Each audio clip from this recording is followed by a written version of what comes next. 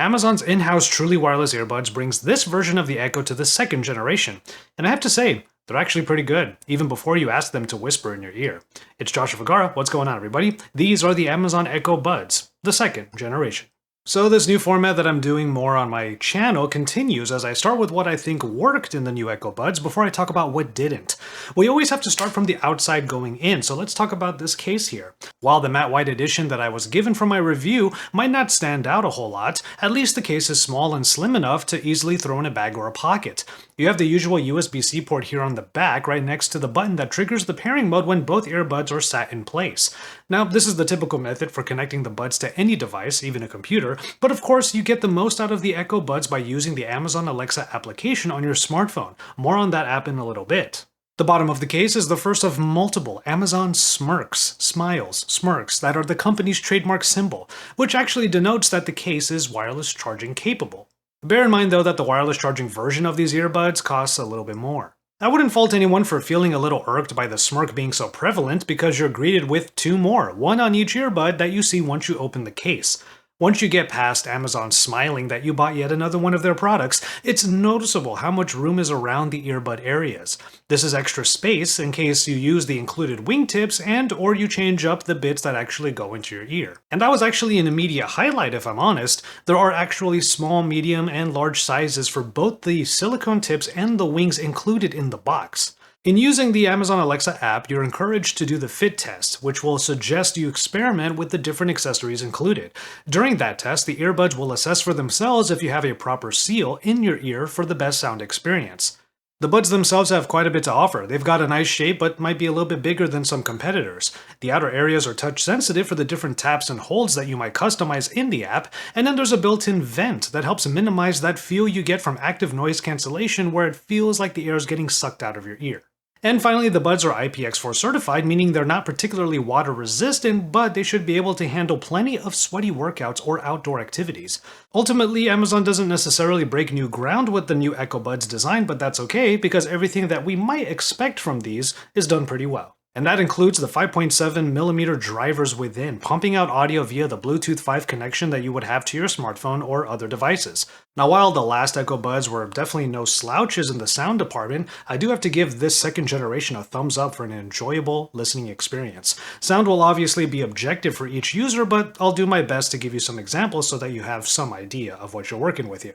First things first, you have to put in the work to get this proper seal because otherwise you'll lose out on the mids and the low ends especially. Granted, this is pretty much true for any in-ear headphone.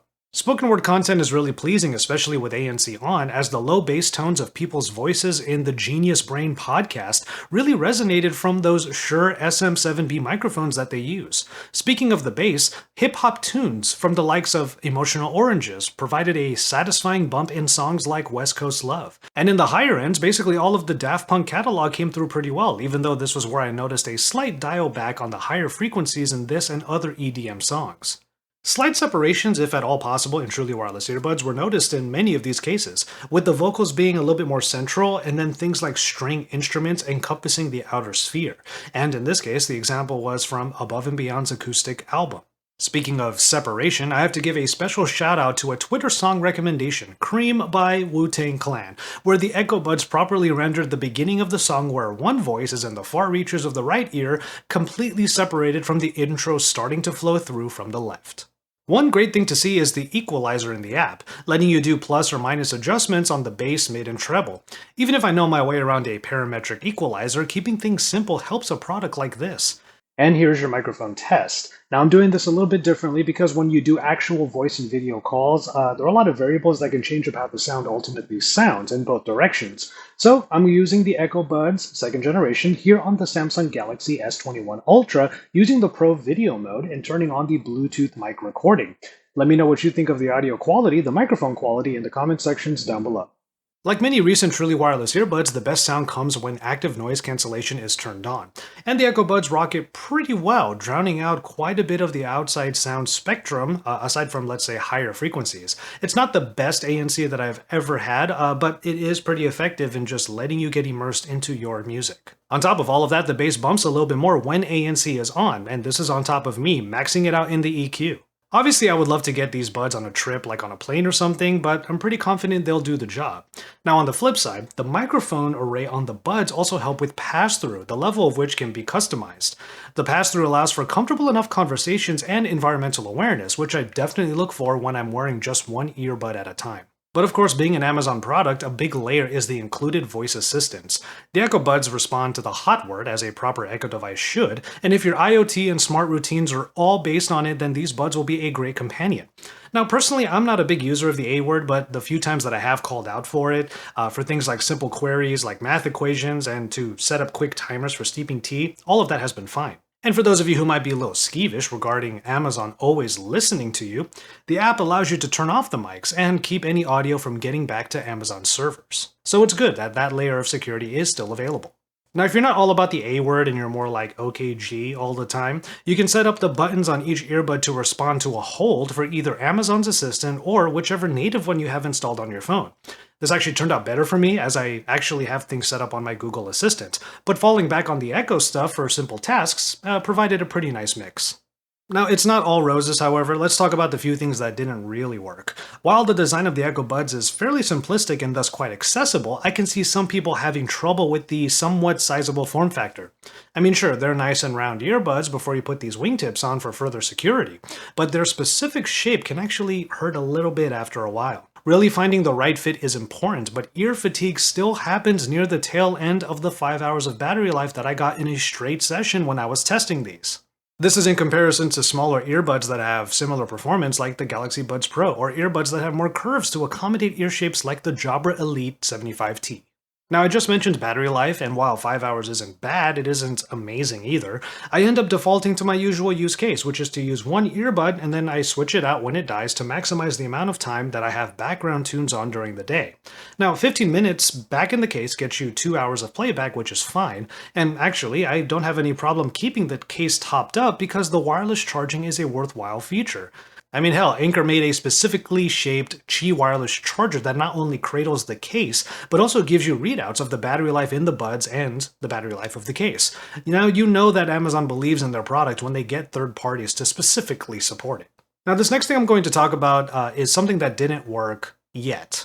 As I said before, Amazon's Assistant in the Echo Buds will be really great for anyone that actively uses it. Now, I'm not quite that user, but I do appreciate that it can do all of the routines and the smart home control.